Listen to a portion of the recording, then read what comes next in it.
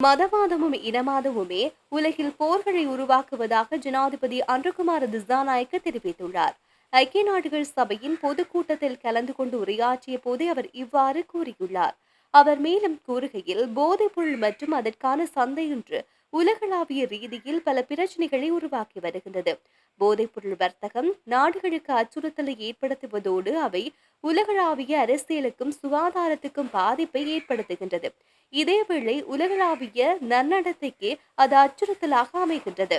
போதைப்பொருள் மற்றும் குற்றங்களுக்கு எதிராக இலங்கை அரசாங்கம் உரிய நடவடிக்கைகளை எடுத்து வருவதோடு நான் உங்கள் அனைவரையும் உலகளாவிய முன்னெச்சரிக்கை நடவடிக்கைகள் எடுப்பதற்காக முன்வருமாறு கேட்டுக்கொள்கின்றேன். போதைப்பொருள் வர்த்தகங்களுக்கு எதிராக உலகளாவிய ரீதியில் உரிய நடவடிக்கைகள் மேற்கொள்ளப்பட வேண்டும். அத்தோடு போதைப் பொருளால் பாதிக்கப்பட்டவர்களுக்கு உதவுவதற்கான மறுவாழ்வு மையங்கள் அமைக்கப்பட வேண்டும். இதேவேளை ஒரு நாட்டின் வளர்ச்சிக்கு ஊழல் தடையாக இருப்பதோடு அது ஜனநாயகத்துக்கு எதிரான செயற்பாடாகின்றது என்பதையும் நாம் நம்புகின்றோம். அத்துடன் ஊழல் வறுமைக்கு வழிவகுக்கின்றது.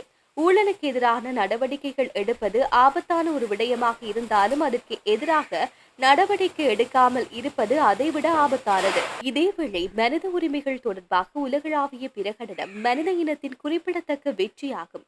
மனித நாகரிகத்தின் வெற்றிகள் ஓரிரவில் நடப்பது அல்ல, அவை பல்வேறு தியாகங்களின் விளைவாக உருவாகின்றது.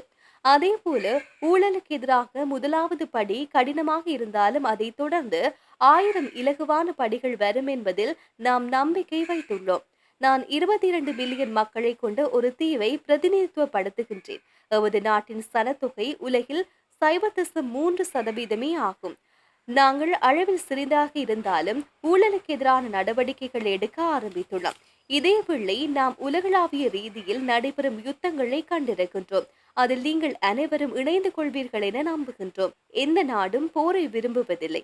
உலகில் எங்கும் போர் நடந்தாலும் போரின் விளைவு துயரமாகும். 3 தசாப்த போரை எதிர்கொண்ட நாடாக போரின் துயரத்தை நாம் நன்கு அறிவோம். போரால் உயிரிழந்த மற்றும் பாதிக்கப்பட்டோரின் பெற்றோர், மனைவிமார் மற்றும் குழந்தைகள் இன்னொரு போரை விரும்ப மாட்டார்கள்.